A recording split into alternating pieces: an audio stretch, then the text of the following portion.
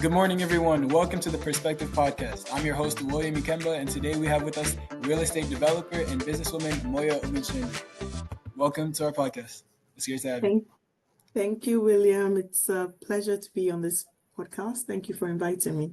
Of course. Our audience would like to know a little bit about you, so tell us a bit about yourself. Okay, so my name is Moyo Ogunsende. I'm a real estate developer, architect, and businesswoman. I'm based mainly in Nigeria, and I am passionate about just developing people, and just giving people opportunities through my businesses and the opportunities and the entrepreneurial pursuits I create. So that is me in a nutshell. Okay. And that sounds great. And so to get you started off with a lighter set of questions before we get into a deeper topic, I'm going to ask you do you use social media? Yes, I actually do. I do LinkedIn. Okay. Find me on LinkedIn. I really love talking about things I'm passionate about on LinkedIn, real estate, hospitality, and women, things that I'm passionate about, actually, real estate, hospitality, and gender issues on women. Yeah. In Okay. business. Sounds good. Women, yeah. Yeah. So if I could have you rank your top 3 social media apps, what would that be? Okay, I know I just said LinkedIn, but I love Instagram. Okay, that's a good one. Instagram, then LinkedIn, and then the third one. What would be the third one? The third most used app that I use. I think I should just check it out, actually. What apps do I use? Oh, goodness. Oh, goodness. Would you say I don't social media? I think it's just between. Oh, actually, what am I saying? Social media app, right? Yeah, do you use Facebook? No, WhatsApp. Okay. WhatsApp. Okay. So LinkedIn, Instagram, LinkedIn, and WhatsApp. Those are my top 3. Okay, now we're gonna get into our main set of questions. I'm ready. So for the first question is more of a debate question. You have to see yourself as arguing with somebody who shares this perspective. So if you had to debate someone who argued that women in Africa are not oppressed, what would you say to them? They don't live in Africa. I really believe that there's systematic barriers for women in Africa. I am very in the city. I live in an urban area. And so the systematic barriers I have are quite different than the barriers that women in the rural areas have. But from my perspective and my lived experience, I cannot say that even in the, in a rural in an urban setting, we don't have systematic barriers that really, when you talk about oppression, these are things that are kind of like ceilings, things that keep us down. From my perspective, I think there's certain, policies and there's certain things that make it harder for us to rise higher than that we could, especially in a rural setting, like in an urban setting and a professional setting, things that had to do with, when maternity leave, things that had to do with like the opportunities for women to advance in their careers. So many subtle things about where women come together to where decisions are made. When you have less women in the room to make those decisions, it's the less likely that women will be advanced. And then when you have from a rural point of view, and I even think, even in my setting, we have gender-based violence as well. I know friends that have witnessed gender-based violence as well. Sometimes limited access to education as well, and that these things really, really affect the economic opportunities. And I really believe once women are not economically empowered, it really limits our opportunity for growth. And there's subtle cultural practices in both settings that we also have about, what women can do and can say and where they can be that limit our opportunities for growth, and which in my mind is what you call oppression. Yeah. So I can't, I think, yeah. And so these limitations for the cause, like, what would you say is the cause of these limitations being put on women? What do you think? Why do you think that these happen? I think it starts because of the society we live in. It's a when men typically are like in charge, and rule, they seem to advocate more for their gender more than Mm, advocating for women. They don't have the lived experiences of women, which is quite unfortunate because they were born and raised by women, but yeah, somehow along the line, there just seems to be people seem to start to ignore the importance and relevance of elevating women in positions of of responsibility. I'm not even talking about major even power, even just giving women responsibility, giving them opportunity. It's limited because, again, culturally, men have just been in charge for so long. yeah. And if you were advising people to change their ways and to have more respect and give more responsibility to women, what benefits would you say that would give to society? Wow. I mean, we can just give an example. When a woman in a home, we typically are the ones that really take responsibility for the family, for the children. We instill care, which is so important. Nurture, care, values, and the home being the foundation of society.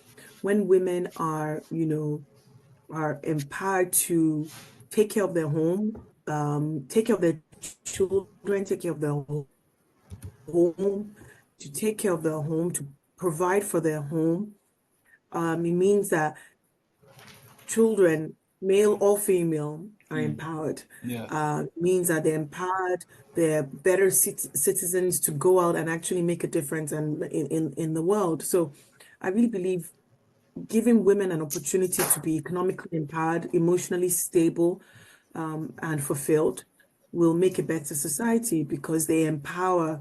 You give a woman something, of anything, it always gets better. And I think it's just it multiplies. Women are able to multiply things, nurture things easily more than a man. It's not that men are not capable. It's not that, I think Mm, it's really, I never ever will ever put down the role and the relevance of having male figures in homes. I think it's really important that men and women are in part that it's important that it's a partnership and it's not an oppressive man woman. It's a partnership where everyone recognizes the role and what they bring to the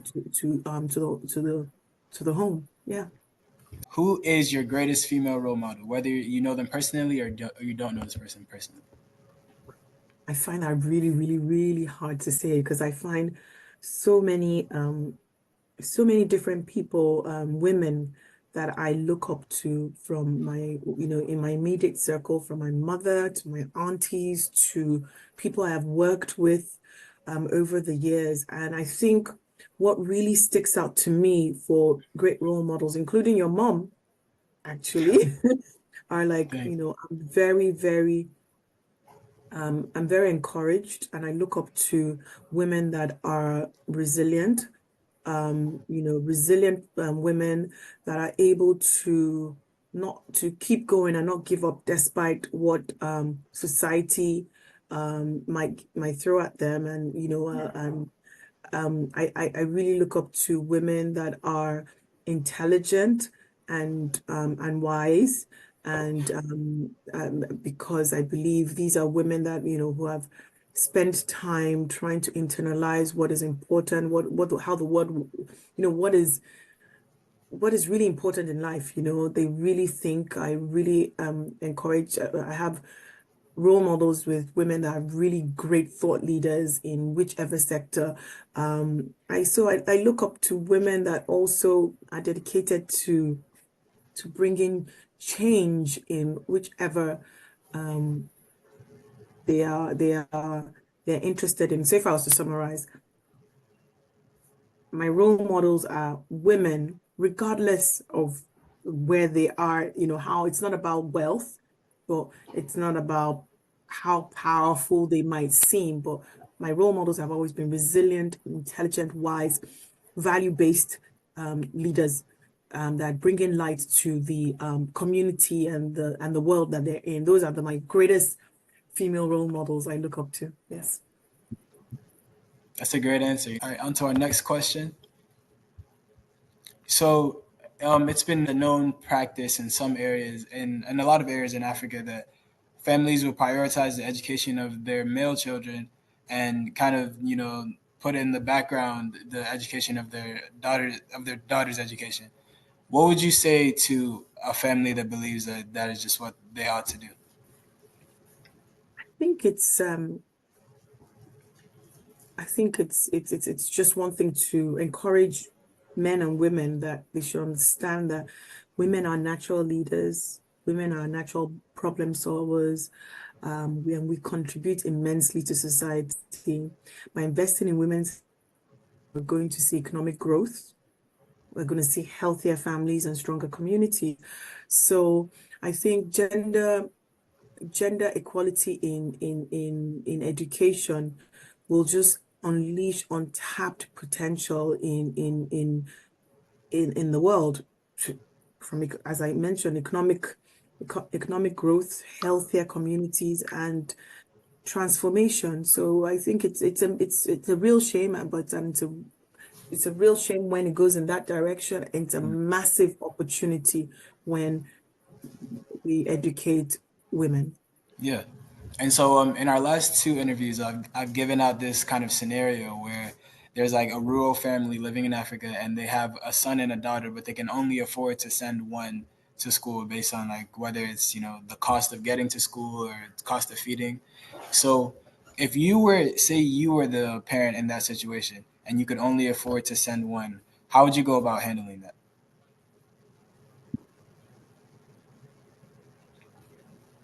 Okay. It's a very tough one, but I will first of all send the woman Okay. to school. Not because I'm a woman, but because I know that when a woman is empowered, just as I said, there's a natural leaning to there's a natural care for the family. And as the woman is empowered, there's always before you know it, as the woman is empowered, is being educated, she's able to, grow things that will give enough financial stability, ideas for the family to grow, and in turn bring the male child up.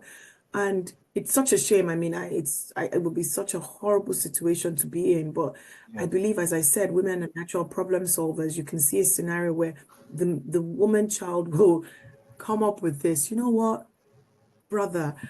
Yeah. Why don't you, let's set up a farm while you're waiting to go to school. Let's, do something with your hands. I believe vocational training, there's certain things you can do. Why don't you make some kind of income? Because I think delay is not denial. Being delayed in education does not mean you're denied forever. And I think that mindset will mean that as the woman gets educated and then the woman, is able to give back, the man's training in whatever vocation is able to, and being, and he's able to realize that I might be delayed, but I can still jump back on this educational line. And education, as I said, is not just about academic education. There vocational academic skills. I read something just yesterday. I was talking about how the next billionaires are going to be HVAC, plumbing, Yeah. um, professionals, and it's because skills of the hand, it's so important, and I believe both for male and female. So I think, yes, education is great for men and women, and the woman will give back, and don't feel delays, denial. There's always something to do. How many years do you think it'll take for there to be major shifts concerning women's rights in Africa? And what do you think those major shifts will be specifically? Well, I think it's going to take probably over 20 to 30 years. It's because I've seen shifts in my lifetime. I've seen major shifts, and I believe we're in the right direction. I think it just depends on the strength of advocacy of young people, older people like me, the legal reforms and educational efforts. I think both it, from all stratas, from the government, NGOs, communities, and business community that I'm part of, must all work together to accelerate this change and in a sustained way. From me, from a business point of view, I think it's important that I ensure that I create opportunities for women. I realize that a lot of the companies I work in, I work for, I work through, it's just by having a woman in an interview session, asking questions, ensuring that my voice is there. It brings so many, it gives the woman an opportunity to ask, to engage a lot more, ensure that women are part of management teams, ensure that women are part of decision making, ensure that their voices are heard in terms of welfare, in terms of when it comes to some of the things that had to do with pregnancy, leave during pregnancy. And it's just, as I said, a major shift comes from deliberate decisions we make in whichever space that we find. And I think with sustained growth, I think it will keep on getting better. So I give it 20 to 30 years. Okay. And so in those, so as you believe that in 20 to 30 years that women's rights and things like that will change, we'll see a shift in those, right? Do you think that that will just be a policy shift and people will maintain the cultural beliefs they have today, or do you think that will also be a cultural shift? I think it's both. I think it's both. I think the world is getting smaller. Yeah. I think they work hand in hand. Sometimes the cultural shifts, um, I think they work hand in hand. I think what we see now, the economic shifts are making people affecting culture to shift, Yeah. and as culture shifts, politics shifts to adapt Yeah. to where, the economic power is, and they see, I mean, leaders know, governments know it's important to invest in women. They've seen it. Yeah. It's important.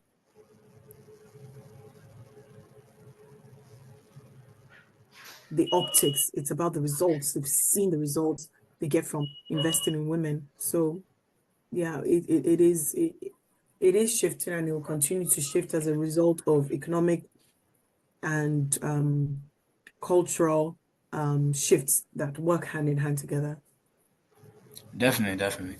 And so, with these cultural and political shifts, what aspects of day to day or just general African life could you say would also shift with that? Whether that is just like, better economics or higher life expectancy, less child marriage, what would you say would shift with the increased respect and empowerment of women? Wow.